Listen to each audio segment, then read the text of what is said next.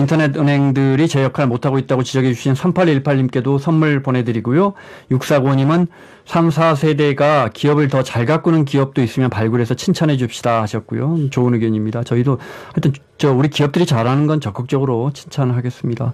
3333 쓰시는 분이 은산분리 논란과 관련해서 돈을 운영하는 문제를 떠나 근본적으로 4%만 지분율을 준다면 누가 오너십을 가지고 머리 싸매고 회사 설립해서 열심히 키우려고 하겠습니까? 하셨습니다.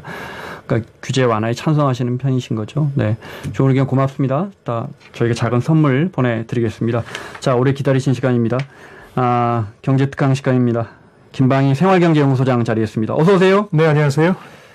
휴가 소중한 시간 내주셔서 잘 다녀왔습니다. 네. 오늘 어떤 이야기입니까? 저도 잠깐 휴가길 고속도로 주행하다가 급커브에서 갑자기 떠오른 생각입니다. 네. 급커브길을 달리다 보면 차가 원심력 때문에 바깥으로 튕겨나가기가 쉽습니다. 그래서 미국의 보통 차 가지고 레이싱하는 인디카 레이싱이라는 경기장을 보면 네.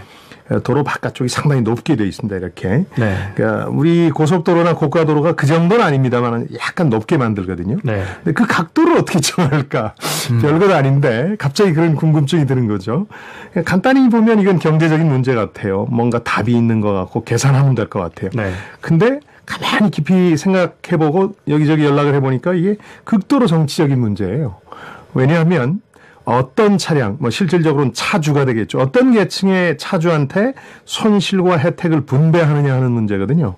만약에 급커브의 각도를 높여서 높이게 되면은 이제 화물차 같은 대형차의 사고 위험을 대폭 줄일 수 있다 그래요. 그 원심력은 이제 큰 차일수록 더 많이 받게 되니까. 그렇죠. 근데 생각해 보면 승용차 같은 소형차는 이쪽 바퀴, 오른쪽 바퀴가 이런 네. 커브라면 훨씬 더 많이 닳고 차에도 무리가 가요.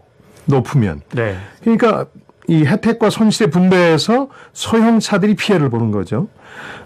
사실은 이 얘기를 드리는 이유가 기록적인 폭염으로 지금 국민들이 전기료 걱정이 극에 달하면서 전기 누진제 개선, 네. 심지어는 폐지를 원하는 목소리가 훨씬 높지 않습니까?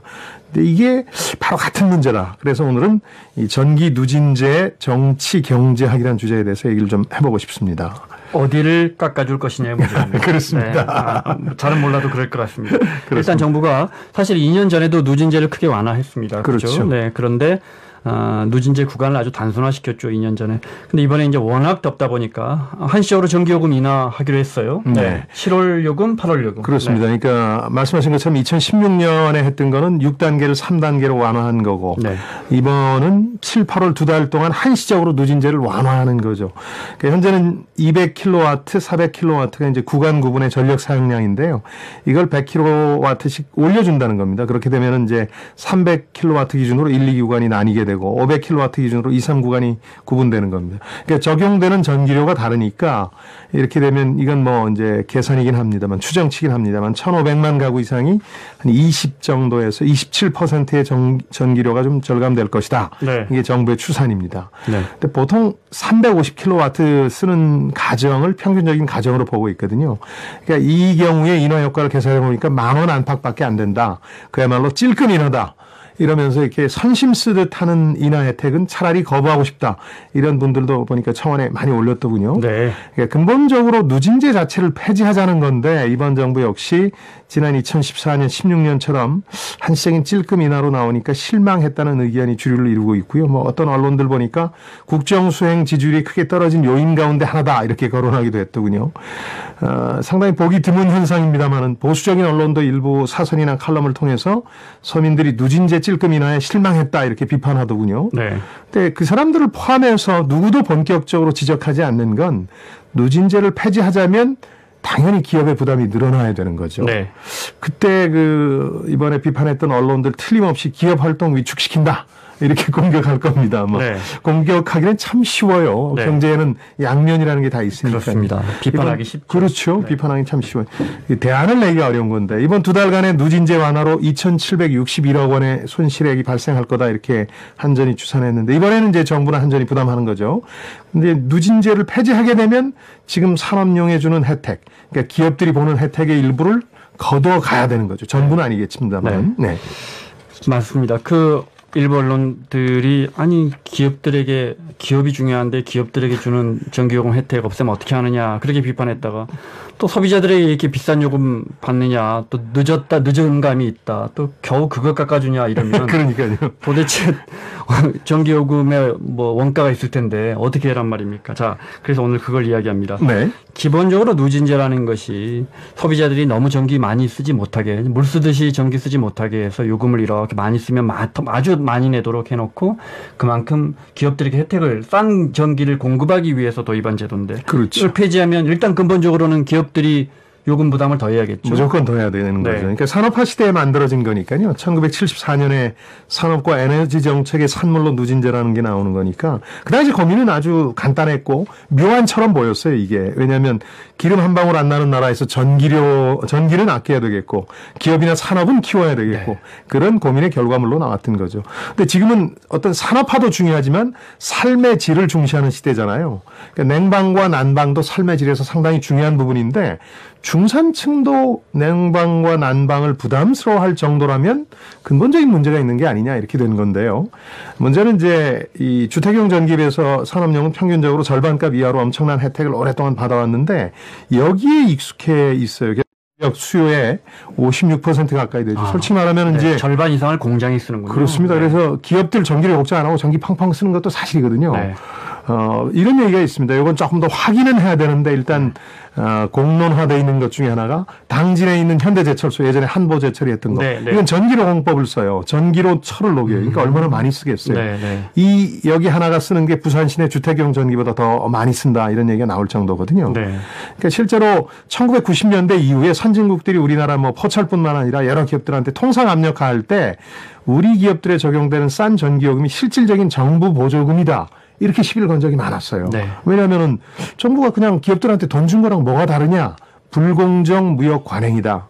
이런 얘기를 해왔던 거죠. 이런 문제가 있었던 거예요. 외부에서 보기에는. 제가 오늘 오프닝에서 왜 대한항공, 그렇죠. 아시아나항공 비행기 살 때 취득세 깎아주고 재산세 깎아주느냐. 그때 이제 말씀하신 것처럼 30년, 40년 전에 우리 기업들을 살려야 되니까 키워야 되니까 그랬지만 지금 왜 그런 기업들 뭐 장사한다고 우리가 그걸 세금을 당연하게 깎아줘야 했나 이런 말씀 드렸는데 정리해보면 이제 우리 국민들 입장에서는 우린 진짜 기업들 수출로 먹고 사는 나라였으니까 기업들 키우기 위해서 전기요금 많이 깎아주고 그걸로 많이 생산해서 경제 키우자 동의하고 여기까지 왔는데 너무 더워서 에어컨 이렇게 자린고비가 굴비 바라만 보듯이 에어컨 이렇게 쳐다만 보고 있다 생각을 해보니까 아니 왜 우리만 참지 기업들은 펑펑 쓰고 이제 이러다가 누진세 폐지 요구가 나오는 거예요. 그렇습니다. 더 설득력을 얻게 된 게 최근에 뭐 아시겠습니다만은 그 일부 대기업입니다만은 일부 대기업들은 점점 부자가 되고 사내 유보금이라고 그래서 이익을 쌓아두잖아요. 그러니까 고용 성향이 변해서 이제 사람들을 많이 뽑지도 않고 그 한때 90년대 이후에 일본이 나라는 부강한데 국민은 가난하다 이런 얘기를 했는데 요즘은 우리 기업들은 점점 부자가 되는데 국민들이 가난해지는 이런 구조로 가고 있거든요. 그런 점에서 어떤 이런 감정적인 요소도 누진제 폐지의 배경으로 작용하고 있다. 이렇게 봐야 되겠죠. 네, 알겠습니다. 문제는 누진세를 폐지하면 그러면 일단 소비자들, 국민들은 다 좋아지느냐 꼭 그것도 아니라면서요. 그리고 계산을 좀 잘해야 됩니다. 이제 오해가 좀 많은데 폐지 자체가 목적은 아니에요. 그러니까 그보다는 이제 초기 설계를 잘해야 되는데 일단 누진제가 폐지되면 계절과 시간에 따라 요금이 이제 차등 적용되는 이른바 요즘 언론이 쓰는 개시제라는 걸 실시해야 될 것 같거든요. 기업 혜택과 전기 많이 사용하는 가구의 손실을 평준화시키다 보면 어떤 문제가 생길 수 있느냐 하면 전기를 평균 이하로 사용하는 이른바 서민들이 요금을 더 부담하게 될 수도 있거든요. 그러니까 초기 디자인을 잘해야 된다. 이런 얘기가 나오는 겁니다.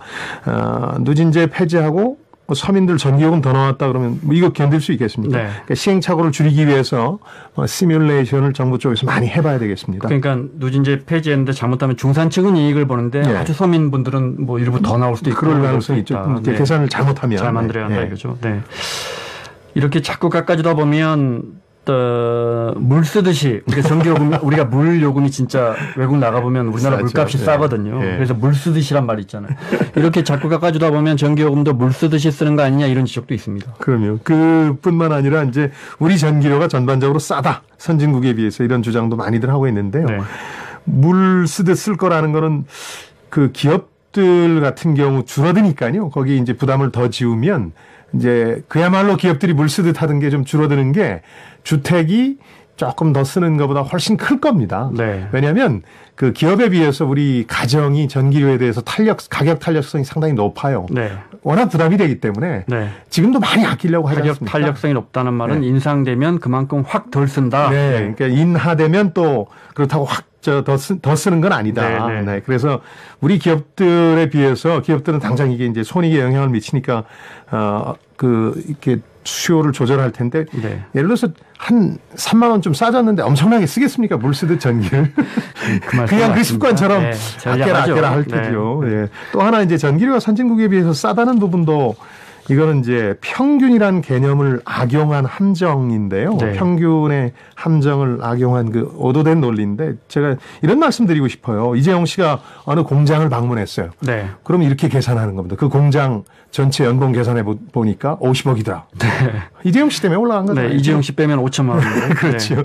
이게 주택용이 절반 이하잖아요. 13%밖에 안 되니까. 네.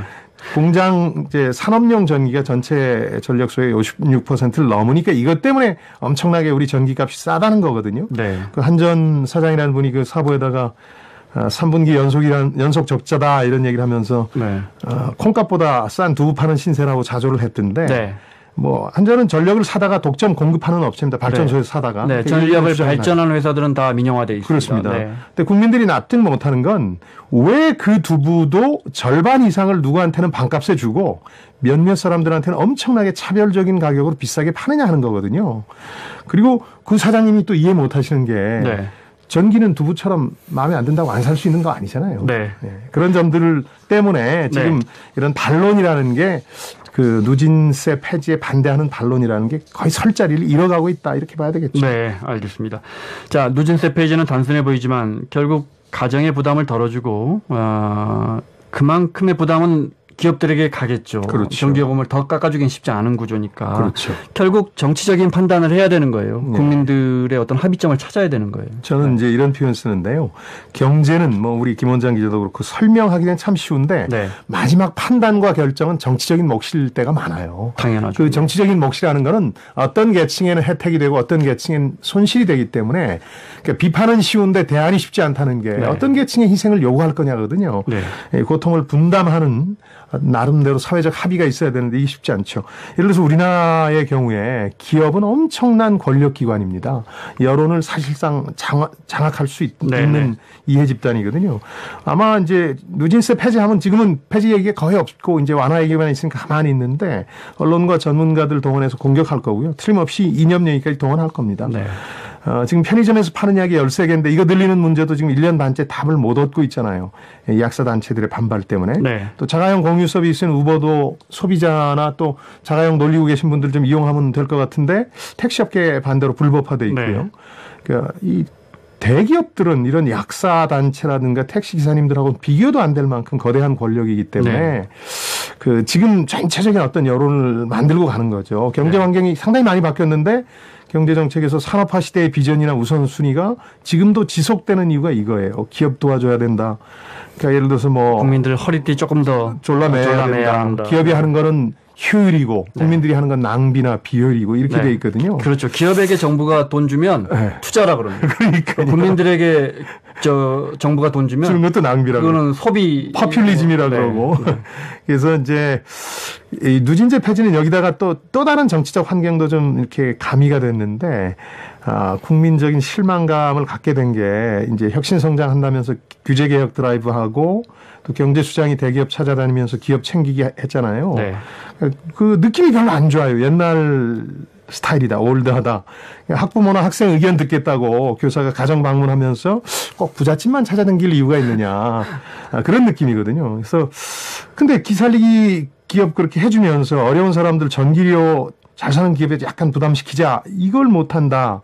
이것 때문에 실망감이 더 커진 거거든요. 예전 정부들처럼 경제 좀 어렵다 이런 소리 나오니까 정책 유턴하는 거 아니냐. 심지어 뭐 재벌이나 관료한테 이번 정부나 리더십도 포획된 거 아니냐. 이런 우려들을 지금 하고 있는 거죠. 네. 자, 쭉 듣고 보니까 이제 고속도로 커브 구간의 각도 같은 사소한 문제에서 전기 누진제처럼 이제 우리 삶에 밀접하게 관련되어 있는 사안들. 궁극적으로는 결국 누구에게 혜택을 좀 주면 누구에게 그만큼의 손실이 갈 텐데 반드시 그걸 거죠. 해결하는 어느 계층의 부담을 더 지우냐, 뭐 어느 계층의 혜택을 더 줄 것이냐 문제예요. 네.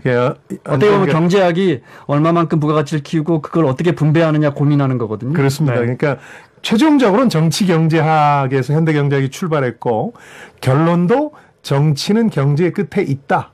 난 그런 생각이 들어요. 저는 네. 이게 이제 나이 들수록 드는 생각인데 그러니까 정치적 판단에 달려 있는 거라고 봐야 되겠죠. 이제 누진제의 운명 역시 마찬가지입니다. 네. 네. 알겠습니다. 여기까지 듣겠습니다. 김방의 경제특강이었습니다. 고맙습니다. 네, 안녕히 계십시오. 네. 김미숙님이 습관이 무서워서 아버지는 이 더위에도 에어컨 안 켜시네요. 삶의 질에 난방, 냉방이 큰 영향을 주네요. 이번에 이제 오늘 이야기는 안 했지만 또 다른 프레임으로 너무 더운 것에 대해서 또 정부가 개입해서 만약 우리가 예를 들어 많이 아프거나 하면 정부가 개입하는 것처럼 그런 프레임의 변화도 한번 생각해 볼 만한 문제 같습니다. 에어컨이 복지다 이런 말이 나왔잖아요. 이혜원 님이 대만의 경우에는 가정용 전기요금 누진 구간을 4구역으로 나눠서 우리는 3구역인데 낮은 1, 2구간에는 할인이 많고 높은 3, 4구간은 높게 책정합니다. 대부분의 서민들은 혜택을 봅니다. 이렇게 설명해 주셨고요. 네. 0335님이 태양판 패널 설치 지원으로 집집마다 설치해서 정부가 좀 지원을 해줘서 전기값 아끼면 어떨까요? 전기값 인하만 생각하지 말고 이런 정책도 생각해 봤으면 좋겠습니다 하셨고요. 이것도 늘 제가 말씀드리지만 이 민간이 하고 있거든요. 정부가 어디까지 개입하느냐가 시장 경제의 늘 고민이죠. 태양전지 경우로 이제 배터리를 하도 남겨놔가지고요. 네. 이제 이런 게 나중에 문제될 수 있죠. 아, 네. 그렇군요. 네.